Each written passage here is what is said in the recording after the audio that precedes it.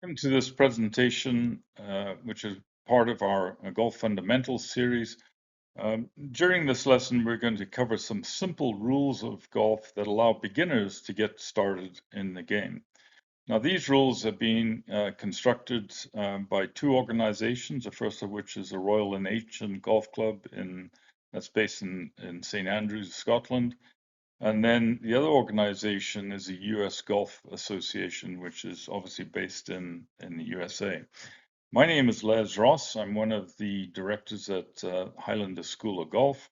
If you wish to find out more about our company, you can do so by visiting us at highlanderschoolofgolf.com. Here's what we're going to review during this presentation. Before we get into the rules, first of all, we just give an understanding of what the basic layout of a golf course is. If you're an absolute beginner and you've never been on the course, you at least get an appreciation of what's involved. And then we get into specific rules about different areas on each hole. So those areas include the tee box, the fairway and rough. You might have hazards on the hole. You might have out of bounds on the hole. You may have bunkers, and then obviously greens. And then if for any reason you're involved in a competition, there are rules associated with how you mark and verify your scores on the scorecard. If you want to find out more about the rules and really dig into more detail about that, both the USGA and the Royal and Ancient Golf Club have a complete list of the rules on their websites, and I've given you the links to both of those organizations. For those of you who've never been on a golf course before, this slide just covers some of the basic layout of the course. So you start each hole on a teeing ground, and this is where you can tee up the ball to execute the first shot on that hole. As you progress through the hole, you go into fairways, and if you're unlucky and you end up going into the rough, there's rules associated with both fairway play and rough play. And then as you go through some of the holes will have hazards, such as water hazards, or there might be hazards that define the boundaries of the golf course. So if you go outside of those boundaries, those are called out of bounds.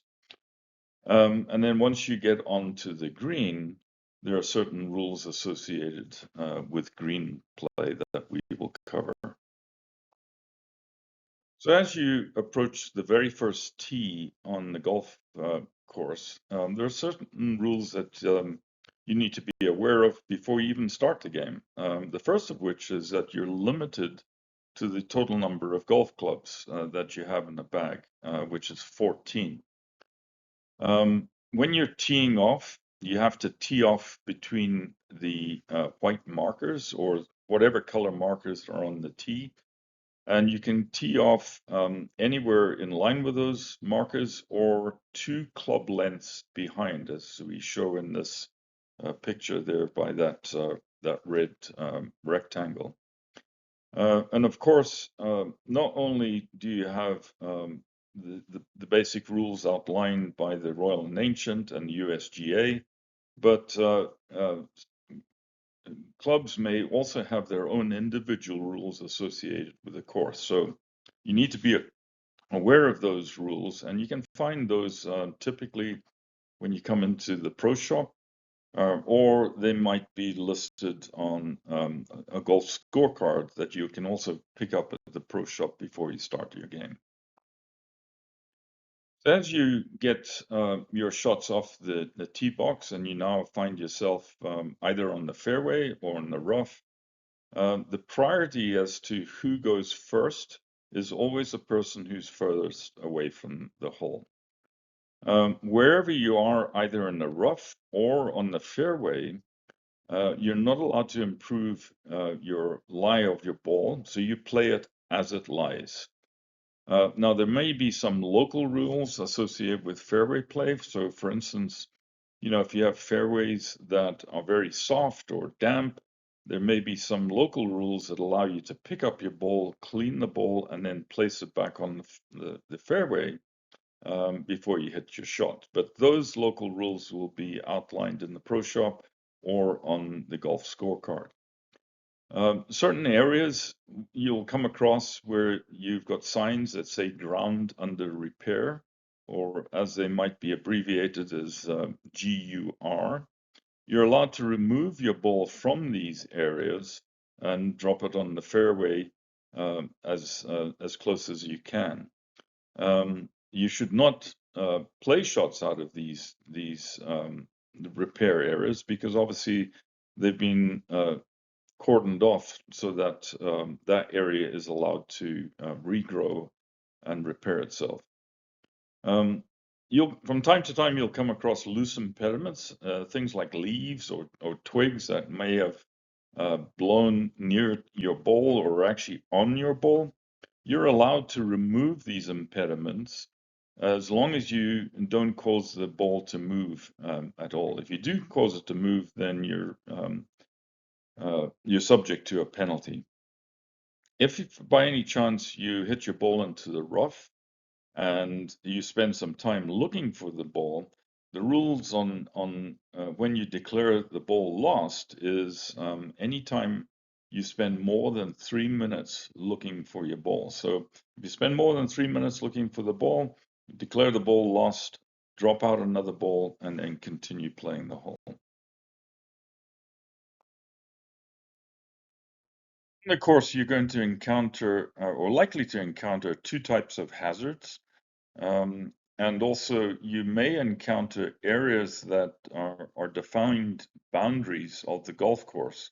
And there's rules associated with how you play from these areas and how you score your score if you go into any of these areas.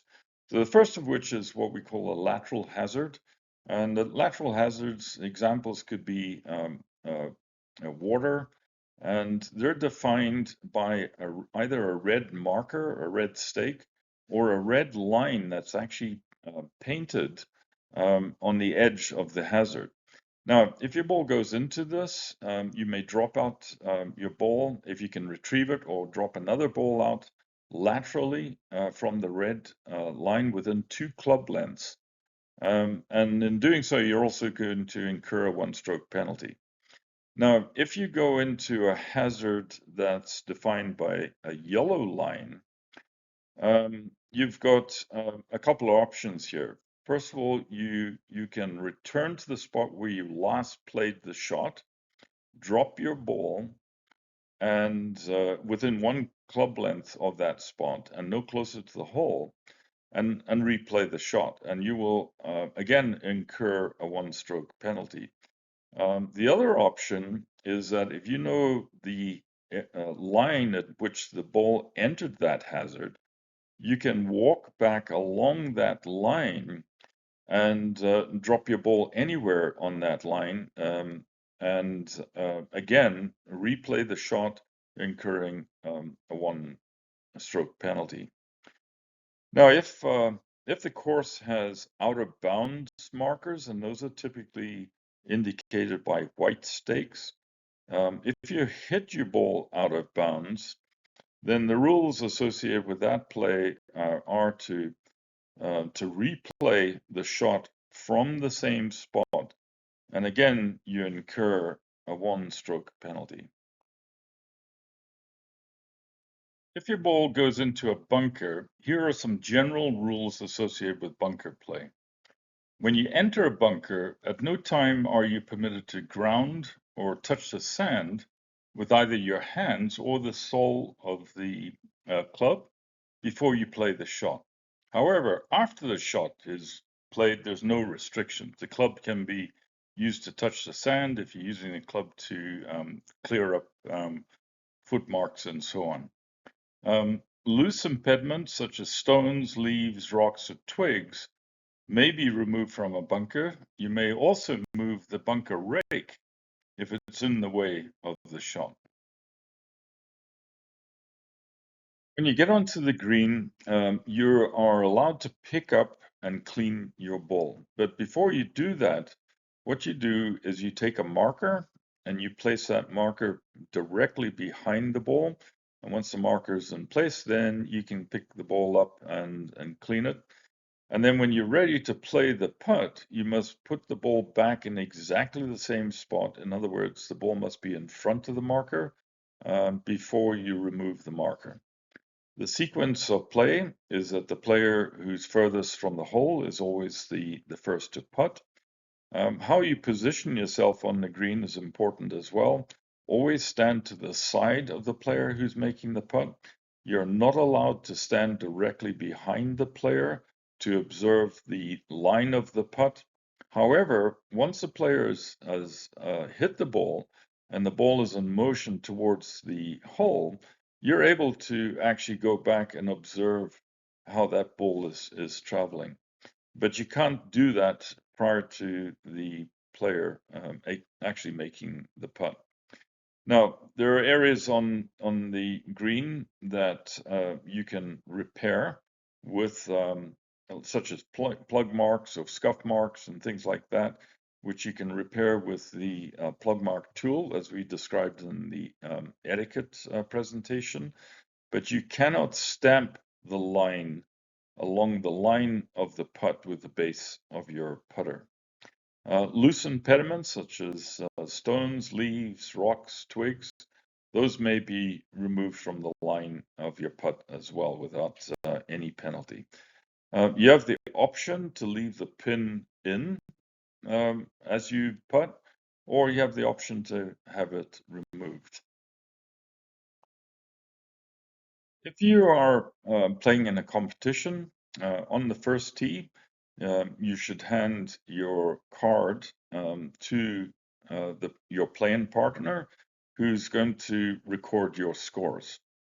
So obviously, you need to confirm after every hole what the scores are to make sure your card and your playing partner's cards match. If for any reason there's a discrepancy in the scores that's noticed at the end of your round, unfortunately, discrepancies can lead to disqualification from the competition. So it's important to verify the scores accurately after every single hole. Completes the lesson on the simple rules of golf. By all means, it's not a complete coverage of the rules of golf. You can dig into that further by visiting the website of the R&A or the USGA for further details, but at least this will give you a starting point in which to get going. If you've enjoyed this course and you feel friends might benefit from the lesson, by all means, share it with them.